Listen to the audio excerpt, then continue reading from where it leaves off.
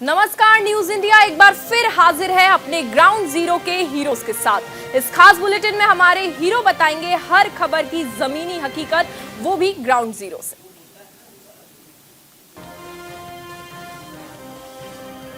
मुंबई शहर में आज से स्कूल खुल चुके हैं और तमाम जो अभिभावक हैं वो अपने बच्चों को आज स्कूल में भेज रहे हैं। तकरीबन 20 महीने का इंतजार, जब बच्चे घर पर ऑनलाइन पढ़ाई कर रहे थे, लेकिन आज से ऑफलाइन की प्रक्रिया जो शुरू की है। इस वक्त हमारे साथ कुछ ऐसे पेरेंट्स हैं जो आज अपने बच्चों को स्कूल ड्रॉप छोड़ने करने आए। उनके मन में क्या चल रहा है, कितना डर है, ये बताने के लिए हमारे साथ पूछे।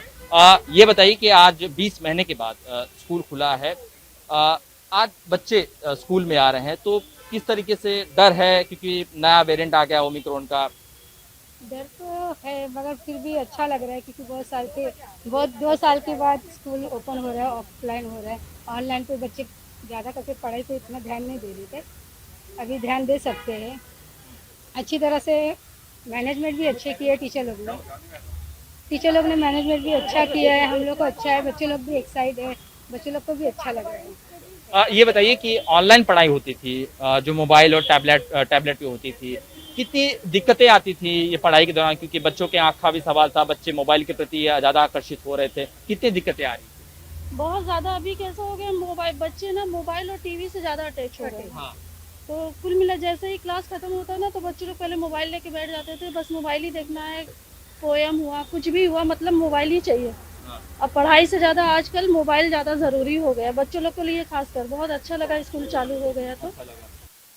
तकरीबन 20 महीनों के लंबे इंतजार के बाद आखिरकार आज देश की आर्थिक राजधानी मुंबई में स्कूल खुल चुके हैं। जी हां, महाराष्ट्र की उद्धव ठाकरे सरकार ने 15 दिसंबर से कक्षा 1 से 7 तक के जो स्कूल बंद पड़े थे पिछले 20 महीनों से, आज उसे खोलने का निर्णय लिया था। जिसके बाद देखिए आज स्कूलों में जो बच्चे हैं, जो पहली क्लास से लेकर 7वीं कक्षा में पढ़ते हैं, वो आज स्कूल में एंट्री कर रहे हैं। देखिए, अगर स्कूल में एंट्री करने से पहले स्कूल प्रबंधन द्वारा ये निर्देश दिए गए हैं, जो भी बच्चे आएंगे सबसे पहले उनका इसी प्रकार से टेम्परेचर चेक होगा। उसके बाद जब वो आगे बढ़ेंगे तो उनके हाथों पे सैनिटाइजर का छिड़काव होगा, क्योंकि कोरोना की जो लहर है वो अभी खत्म नहीं हुई है और नया वेरिएंट ओमिक्रॉन अब दस्तक दे चुका है। इसके बाद जिन बच्चों के पास मास्क नहीं होगा, उन्हें स्कूल प्रबंधक के द्वारा मास्क भी दिया गया है। उसी के साथ वेलकम भी किया जा रहा है, फूलों का जो गुलदस्ता होता है वो दिया जा रहा है, क्योंकि बच्चे 20 महीने के बाद जो है आज स्कूल में जो है पहुंचे हैं। अब तक ये पढ़ाई जो है ऑनलाइन चल रही थी और कक्षा 1 से 7 के बच्चों को आज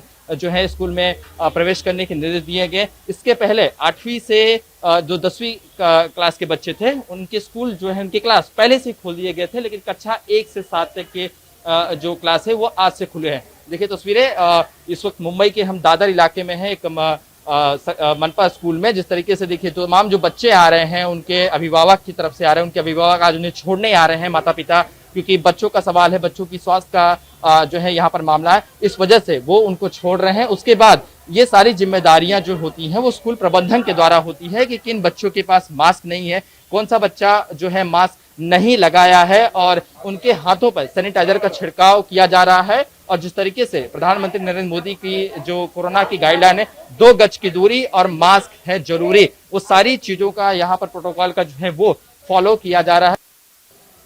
महाराष्ट्र में एक तरफ जहां कोरोना के नए वेरिएंट ओमिक्रॉन तेजी से पैर पसाकर आगे बढ़ रहा है, तो वहीं आज से महाराष्ट्र की उद्धव ठाकरे सरकार ने कक्षा 1 से 7 तक स्कूल खोलने का आदेश जारी कर दिया था। जिसके बाद आज से स्कूल खुल चुके हैं। इस वक्त हम मुंबई के एक ऐसे ही स्कूल में मौजूद हैं जहां पर आज जो स्कूल खुले हैं और बच्चे जो अब तक पिछले 20 महीनों से घर पर बैठकर ऑनलाइन पढ़ाई कर रहे थे, वो आज स्कूल में जो है दाखिल हुए हैं। उसी के साथ शिक्षकों की भी अब यहाँ से जवाबदारी बढ़ चुकी, क्योंकि कोरोना का नया वेरिएंट ओमिक्रॉन इस वक्त पूरे जो है देश भर में खतरे की तरह जो है मंडरा रहा है। और इसी बीच बच्चों के स्वास्थ्य का जो अधिक से अधिक ध्यान रखना होगा, वो स्कूल के प्रबंधक और स्कूल के टीचरों के ऊपर जो है इसकी जिम्मेदारी सौंपी गई है। और इस वक्त देखिए हम एक ऐसे स्कूल में हैं और यहाँ पर आपको दिखाएंगे किस तरीके से जो स्कूल की तरफ से प्रबंधक की जो स्कूल प्रबंधक होते हैं वो किस तरह से इंतजाम किए हैं और किस तरीके से टीचर्स के ऊपर आज से जिम्मेदारियां जो हैं वो बढ़ जाएंगी।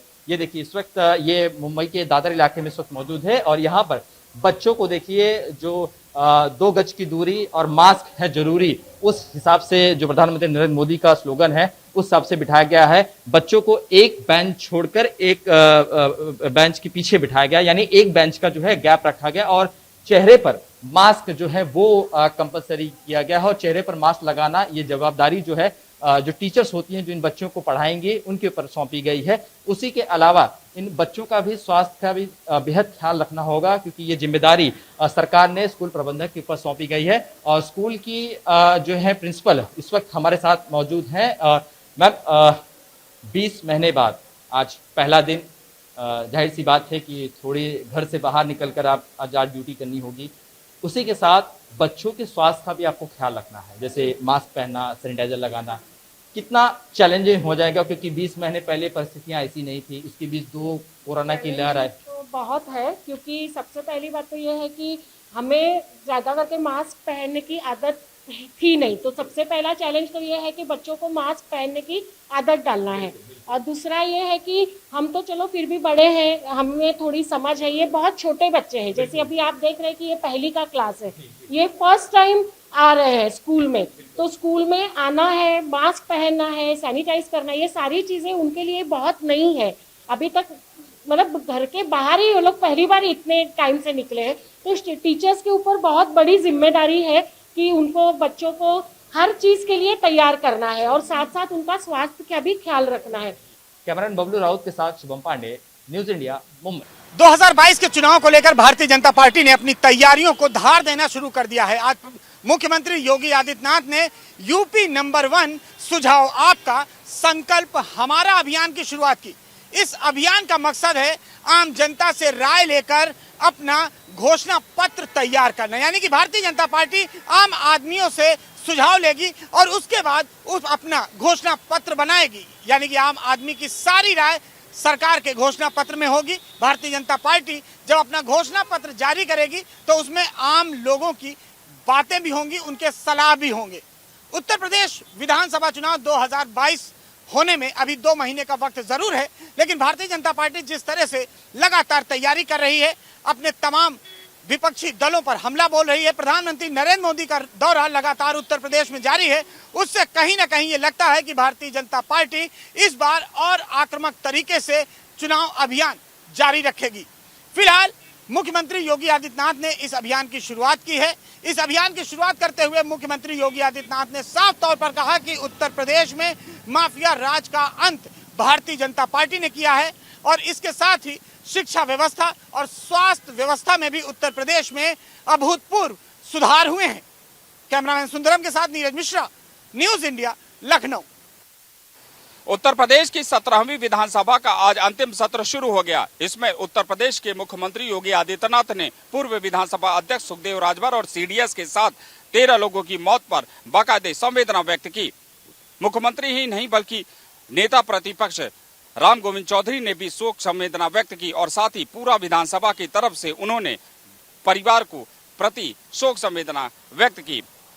इसके पहले मैं बता दूं कि समाजवादी पार्टी के नेता जो विधायक है और विधान परिषद के सदस्य हैं, उन लोगों ने बाकायदे चौधरी साहब के मूर्ति के सामने बैठकर बाकायदे समाज और समाजवादी पार्टी ने पूरी तरह से भारतीय जनता पार्टी के कार्यों की अवहेलना की और साथ ही कहा कि यह सरकार पूरी तरह से भ्रष्टाचार में लिप्त है और साथ ही महंगाई भी बढ़ी हुई है।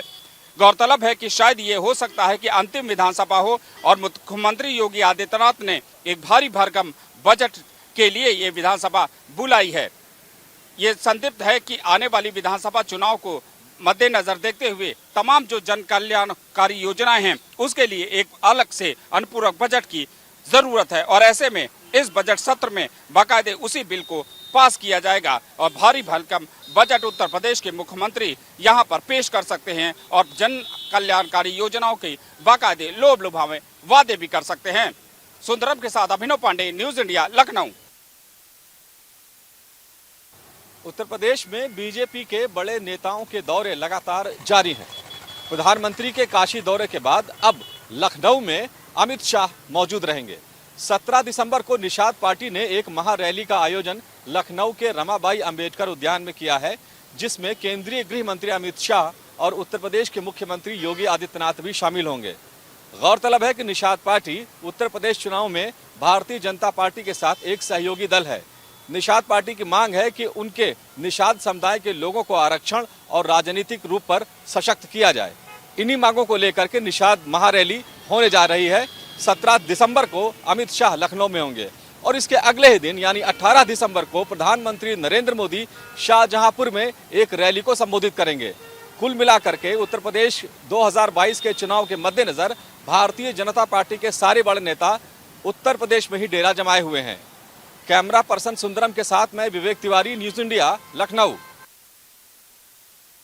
कांग्रेस के राष्ट्रीय प्रवक्ता गौरव वल्लभ इस समय हमारे साथ न्यूज इंडिया पर मौजूद हैं। गौरव जी, सबसे पहले तो हम आपसे ये जानने का प्रयास करेंगे कि एंटी इनकम्बेंसी के चलते कभी कांग्रेस, कभी बीजेपी, कभी कांग्रेस फिर बीजेपी की सरकारें रहती हैं, लेकिन कोई भी पार्टी अपने शासनकाल को रिपीट नहीं कर पाती। कांग्रेस इस बार एंटी इनकम्बेंसी के भरोसे है कि बीजेपी की सरकार रही है, अभी एंटी इनकम्बेंसी फैक्टर काम करेगा या फिर धरातल पर कांग्रेस कुछ काम कर रही है? देखिए, हम जा रहे हैं लोगों के पास जो पिछले 5 सालों में कुशासन हुआ।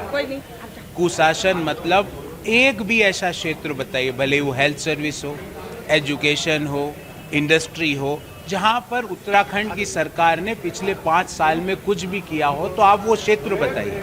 आप वह सरकार हो जिसने उत्तराखंड में डबल डिजिट बेरोजगारी की दर ला दी, देश का नंबर 1 बेरोजगार स्टेट बनाया, ये 3 मुख्यमंत्रियों की सरकार ने। मैं कहता हूं, मुझे तो कई बार लगता है कि यहाँ के बच्चे जब तक मुख्यमंत्री का नाम याद करते हैं, जब तक नया मुख्यमंत्री आ जाता है। ये वह सरकार है जिसके मुख्यमंत्रियों ने महिलाओं के ऊपर अशोभनीय टिप्पणियां करी, पर भारतीय जनता पार्टी या आरएसएस ने उसके खिलाफ एक शब्द भी नहीं बोला।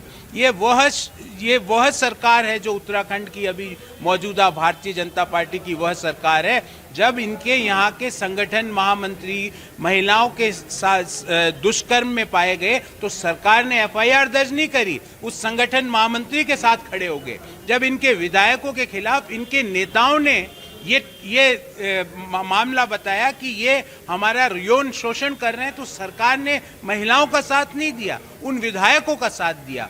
ये वह सरकार है जिसने अपने 5 साल के कार्यकाल में पब्लिक सर्विस कमीशन की एक परीक्षा तक नहीं कराई। ये वह सरकार है जिसने उत्तराखंड की एक पूरी जनरेशन को खत्म कर दिया, उनके सपनों को खत्म कर दिया, उनका डीएसपी बनने का सपना, एसडीएम बनने का सपने को खत्म कर दिया। यह वह सरकार है जिसने घर घर या तो शराब पहुंचाई है या खनिजों का दोहन करके अपनी जेबें भरी है। इसलिए उत्तराखंड की जनता ने इस बार उनके कुशासन को देखते हुए, उन्होंने जो 5 साल में जो जिस तरह से लोगों के साथ, उनके हितों के साथ खिलवाड़ किया, उसको देखते हुए पूरा मन बना लिया है कि इस बार कांग्रेस पार्टी के नेतृत्व में यहाँ पर उत्तराखंड में युवाओं की, महिलाओं की, भारत माँ के वीर सपूतों की सरकार उत्तराखंड में देवभूमि में बनने जा रही है। धन्यवाद गौरव वल्लभ जी। तो हमने बात की कांग्रेस पार्टी के राष्ट्रीय प्रवक्ता गौरव वल्लभ से। स्पष्ट रूप से गौरव वल्लभ ने कहा कि 2022 के इस बार के विधानसभा चुनाव में जनता इस बार कांग्रेस के पक्ष में है और जनता चाहती है कि प्रदेश में कांग्रेस की सरकार बने। न्यूज इंडिया के लिए देहरादून से रोहित विक्रम सिंह। चलिए, ग्राउंड जीरो की एक खास रिपोर्ट लगातार जारी रहेगी, लेकिन एक छोटे से ब्रेक का रुख करते हैं।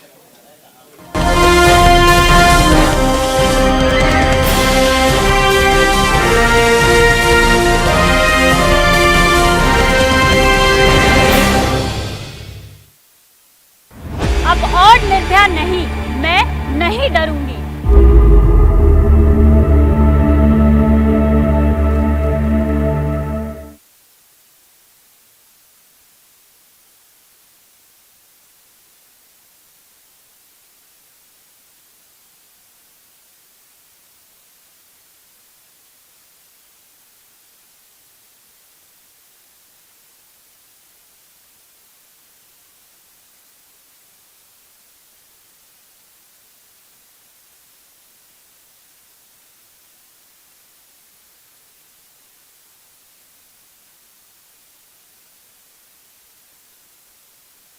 आप सभी का स्वागत है। चलिए फिर से नजर डालते हैं ग्राउंड जीरो के हीरोज पर।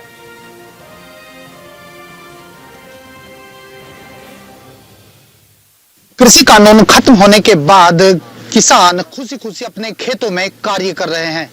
ऐसे में हम आज ज्वालापुर विधानसभा में मौजूद है और यहाँ जो किसान है उनसे हम बात कर रहे हैं कि जिस तरह से सरकार द्वारा कृषि कानून को खत्म कर दिया गया है और कितना चुनाव में इनका फायदा होगा और कितना नुकसान होगा। इस वक्त हमारे साथ कुछ किसान मौजूद हैं, इनसे बात करेंगे। जी क्या नाम है जी आपका? कहाँ के रहने वाले हैं आप? विधानसभा कौन सी है? 2022 का चुनाव नजदीक है, ऐसे में जो कृषि कानून खत्म हो गया कितना फायदा होगा? देखो कृषि कानून तो खत्म हुआ, वो तो पता बाद में लगा या बात बताई जाती है कि उसके वापस लेने पर पता लगा कब क्या होगा। बाकी फिर भी भारतीय जनता पार्टी के चुनाव में जो सभी लोग यहाँ के तो भारतीय जनता पार्टी भी वोट देंगे। क्या कौन है चेहरा आपके, किसे वोट देना चाहोगे? यहाँ तो विधायक राठौड़ था। कितना काम किया है उन्होंने? काम तो हमारे यहाँ गाँव में कोई कमी नहीं, काम तो बढ़िया कर रखा है। देखो काम की कोई कमी नहीं, गाँव में काम हो तो कुछ ही काम रह रहा है, काम रही शिकायत या रोड पर भी सारे गाँव बात और कोई नहीं काम है तो काम बढ़िया।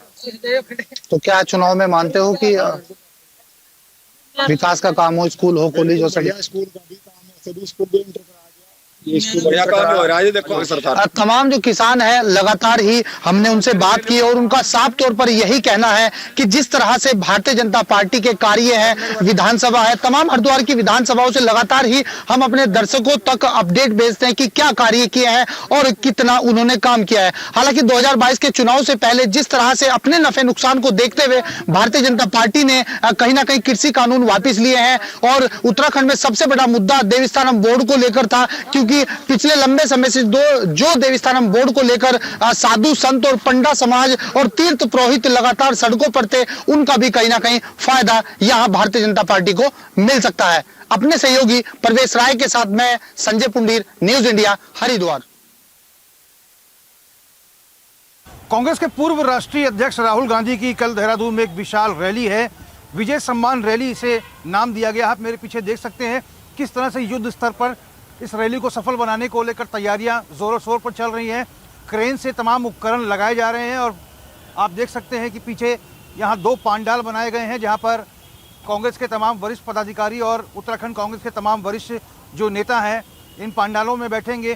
सामने की ओर ये मंच बनाया गया है, आप देख सकते हैं काफ़ी विशाल मंच जो है बनाया गया है ताकि जब राहुल गांधी आएँ तो कांग्रेस के तमाम जो वरिष्ठ नेता हैं, चाहे वो पूर्व मुख्यमंत्री हरीश रावत हों, पूर्व प्रदेश अध्यक्ष हों या फिर प्रदेश अध्यक्ष गणेश गोदियाल, प्रदेश प्रभारी देवेंद्र यादव, तमाम जो नेता आगामी 2022 के चुनाव को लेकर उत्तराखंड में युद्ध स्तर पर प्रयास कर रहे हैं, वो इस मंच पर समाहित हो सकें, सभी लोग बैठ सकें।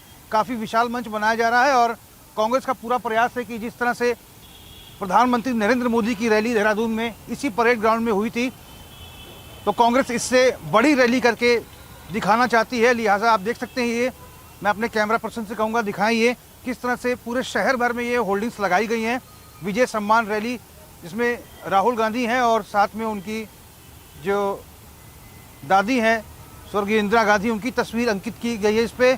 और सुबह 10:30 बजे ये रैली शुरू हो जाएगी और कांग्रेस का पूरा प्रयास है कि उत्तराखंड के दूर दराज के पर्वतीय इलाकों से, तराई वाले इलाकों से, मैदानी वाले इलाकों से भारी से भारी संख्या में जनता राहुल गांधी को सुनने के लिए पहुँचे और प्रधानमंत्री से बड़ी रैली कांग्रेस कराने के फिराक में नजर आ रही है। न्यूज़ इंडिया के लिए देहरादून से रोहित विक्रम सिंह।